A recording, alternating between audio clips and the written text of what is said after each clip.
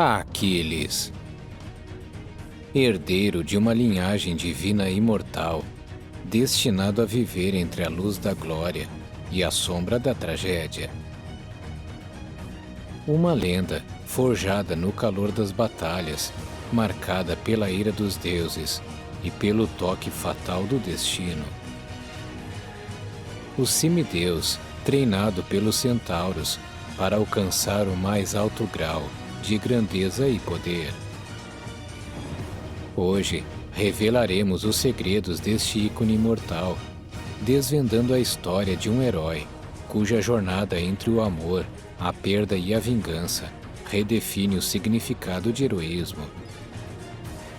Prepare-se para mergulhar nas profundezas deste mito grego, onde o calcanhar de Aquiles é apenas o começo de uma história épica que entrelaça a invencibilidade e a vulnerabilidade, a fúria e a compaixão, o divino e o mortal.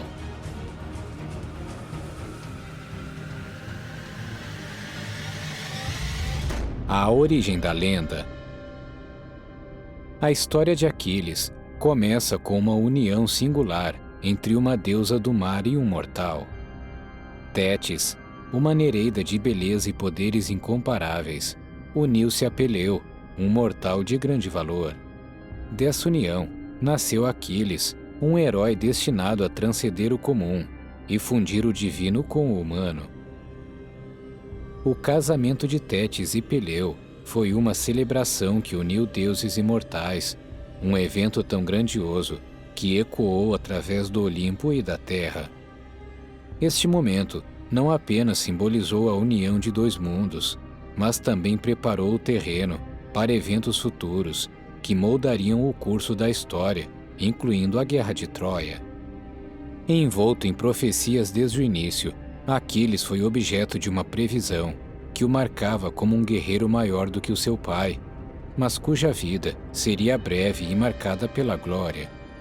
Essa dualidade de grandeza e mortalidade foi um tema constante em sua vida, um lembrete constante do preço da fama e do heroísmo.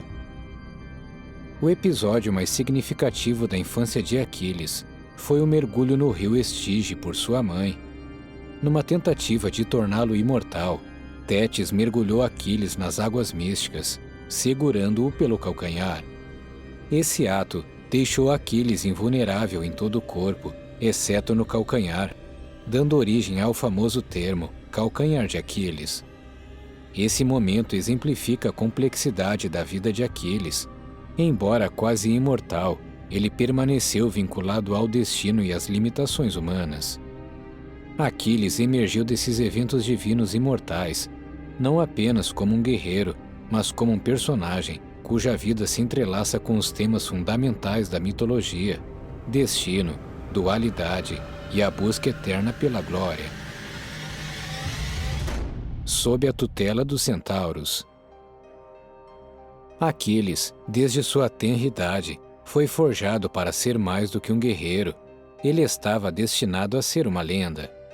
Sob a tutela do sábio centauro Quirón, ele não apenas aprendeu a arte da guerra, mas também foi educado nas ciências, na música e na medicina.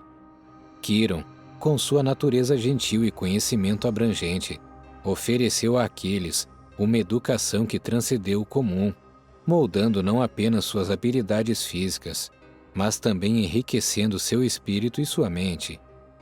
O treinamento e a influência divina prepararam Aquiles não apenas para as batalhas físicas, mas também para um caminho repleto de desafios morais e éticos.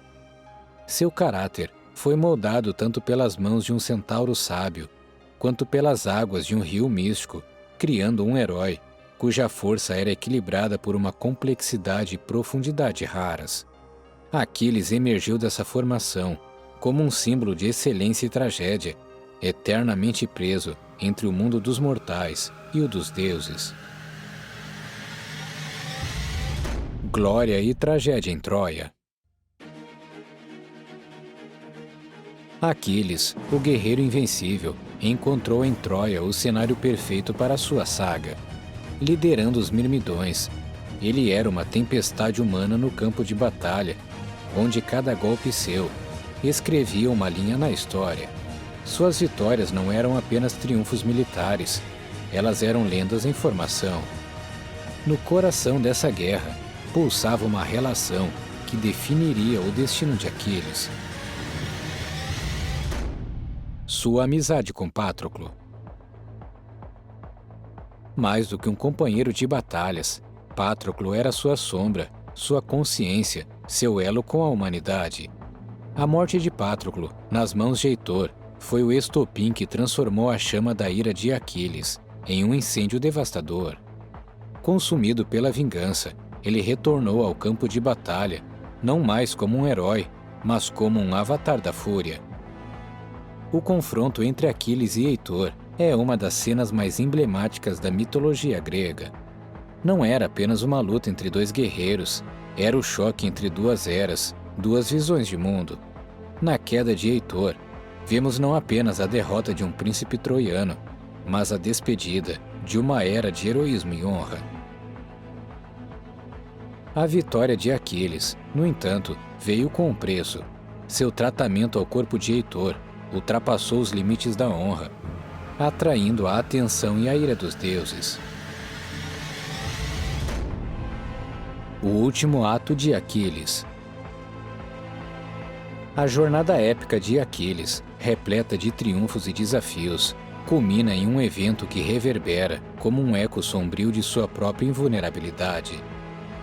No auge da Guerra de Troia, o destino reserva para Aquiles um último ato, uma prova final que transcende a esfera mortal. Nos muros de Troia, enquanto a batalha ardia com uma fúria incontrolável, Aquiles encontrou seu destino nas mãos do divino.